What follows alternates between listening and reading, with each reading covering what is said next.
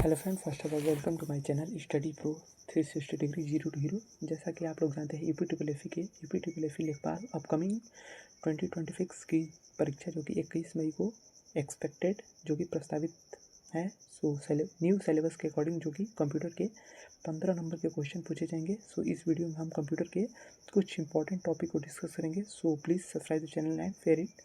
So let's start the video without wasting any time. So जिस भी exam में computer के क्वेश्चन पूछे जाते हो उन सभी एग्जाम के लिए यह वीडियो बहुत ही इंपॉर्टेंट रहने वाली है।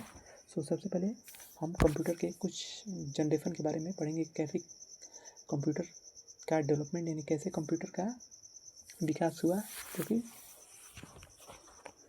जनरेशन ऑफ कंप्यूटर जो कि मुख्यतः 5 जनरेशन में कंप्यूटर को डिवाइड किया गया है। सभी 5 जनरेशन के कुछ अपनी अपनी कैरेक्टरिस्टिक, अपने अपने कुछ फीचर हैं जो कि उन फीचर के बेसिस पर हम कंप्यूटर को 5 जनरेशन में डिवाइड करते हैं। जो कि फर्स्ट जनरेशन का टाइम पीरियड जो कि 1940 से लेकर 1956 तक, सेकेंड जनरेशन का टाइम पीरियड 1957 से लेकर 1963 तक, थर्ड जनरेशन का टाइम पीरियड 1964 से लेकर 1971 तक, फोर्थ जनरेशन का टाइम पीरियड 1972 से लेकर 1989 तक, और फिफ्थ जनरेशन जो कि आज प्रेजेंट में है जो कि 1980 से लेकर टिल अभी तक जो भी कंप्यूटर यूज हो रहे हैं वो सभी कंप्यूटर फिफ्थ जनरेशन के अकॉर्डिंग फिफ्थ जनरेशन के अंतर्गत आते हैं। सबसे पहले हम पढ़ते हैं फर्स्ट जनरेशन के कंप्यूटर जो कि फर्स्ट जनरेशन।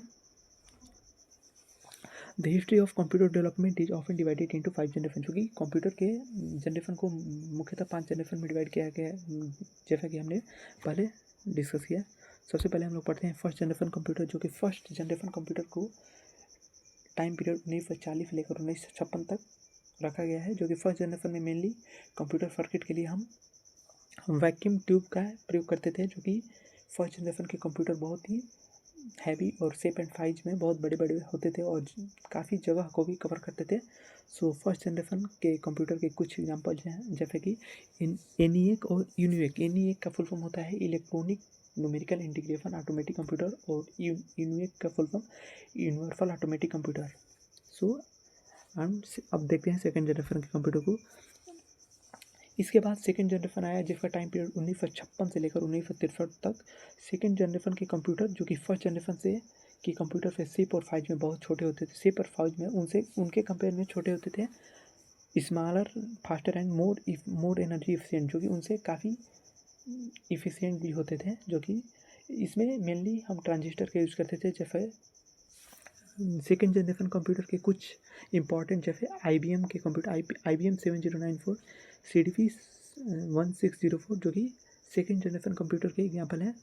सो अब थर्ड जनरेशन कंप्यूटर जो कि थर्ड जनरेशन कंप्यूटर का टाइम पीरियड लगभग 1964 से लेकर 1971 तक जितने भी कंप्यूटर हैं उनको थर्ड जनरेशन कंप्यूटर के अंतर्गत रखा जाता है। जबकि थर्ड जनरेशन कंप्यूटर जो कि सेकेंड जनरेशन कंप्यूटर से काफ़ी अपग्रेड किया गया था। जो कि थर्ड जनरेशन कंप्यूटर में पहले जनरेशन के कंप्यूटर से अपग्रेड किया गया था। थर्ड जनरेशन कंप्यूटर में लगभग 100 ट्रांजिस्टर को एक चिप पर स्थापित किया गया था। मेनली इसमें IC इंटीग्रेटेड सर्किट का थर्ड जनरेशन कंप्यूटर में यूज किया गया, और इसी जनरेशन में कीबोर्ड और मॉनिटर की शुरुआत हुई। यानी कि थर्ड जनरेशन में IC का यूज किया गया और कीबोर्ड और मॉनिटर की शुरुआत यहीं पर हुई थर्ड जनरेशन ऑफ कंप्यूटर में। इसके बाद आता है फोर्थ जनरेशन ऑफ कंप्यूटर जो कि इसका टाइम पीरियड 1971 से लेकर 1989 तक। इसमें थर्ड जनरेशन कंप्यूटर के कंपेयर में इस जनरेशन के कंप्यूटर को काफ़ी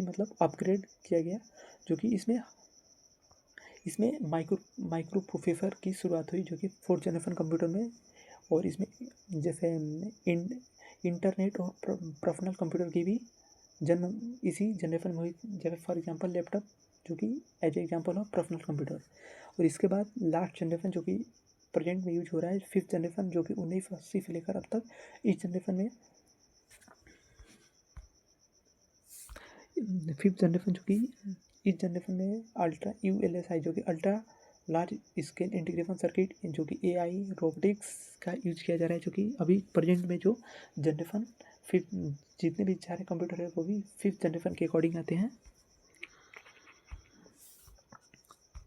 सो यहाँ पर एक बार हम लोग फिर समराइज करते हैं जो कि टाइम पीरियड ऑफ जनरेशन, जो कि फर्स्ट जनरेशन 1940 से लेकर 1956 तक, जो कि फर्स्ट जनरेशन में वैक्यूम ट्यूब का यूज़ किया गया। सेकंड जनरेशन 1956 से लेकर 1963 तक, इसमें ट्रांजिस्टर का यूज किया गया। थर्ड जनरेशन 1964 से लेकर 1971 तक, इसमें आईसी जो कि इंटीग्रेटेड सर्किट का यूज किया गया, जो कि फोर्थ जनरेशन 1971 से लेकर 1989 तक, जिसमें माइक्रो प्रोसेसर का यूज किया गया। और फिफ्थ जनरेशन 1980 से लेकर अब तक, जो कि प्रेजेंट में चल रहा है, जिसमें आर्टिफिशियल इंटेलिजेंस जो कि एआई रोबोटिक्स का यूज किया गया। यहाँ पर माइंड मैप से एक बार देखो, जैसे फर्स्ट जनरेशन 1940 से लेकर 1956 तक, जो कि मेन कंपोनेंट इसमें वैक्यूम ट्यूब का प्रयोग किया गया। इसके स्पेशलिटी कैरेक्टरिस्टिक यानी फीचर जो कि लार्ज, बहुत ही बड़े और महंगे होते थे, जो कि उच्च हाई हीट बहुत जल्दी गर्म हो जाते थे। इनकी विश्वसनीयता जो कि रिलिएबिलिटी बहुत ही कम होती थी, जिसमें प्रोग्रामिंग लैंग्वेज के लिए मशीन लैंग्वेज यूज किया जाता था। फॉर एग्जांपल जैसे ENIAC और UNIAC। ENIAC का फुल फॉर्म होता है electronic numerical integration and automatic computer, और UNIAC का full form universal automatic computer, जो कि सेकंड जनरेशन जो टाइम पीरियड 1956 से लेकर 1963 तक, इसमें मेनली ट्रांजिस्टर का यूज किया जाता था। इसके जो कि कैरेक्टरिस्टिक यानी फीचर जो कि स्मॉलर, फास्टर, मोर रिलेबल यानी छोटे, तेज और अधिक विश्वसनीय, जो कि फर्स्ट जनरेशन कंप्यूटर के कंपेयर में, जो कि लेस हीट, जो कि बहुत ज़्यादा गर्म नहीं होते थे। इसमें प्रोग्रामिंग के लिए जो कि असेंबली लैंग्वेज का यूज किया जाता था। और इस एग्जांपल जैसे कि IBM को, जो कि IBM के कंप्यूटर 7094, जो कि थर्ड जनरेशन, जो कि 1964 से लेकर 1971 तक इसका टाइम पीरियड है। इसमें मेनली जो कि IC इंटीग्रेटेड सर्किट क्या है प्रयोग किया जाता था।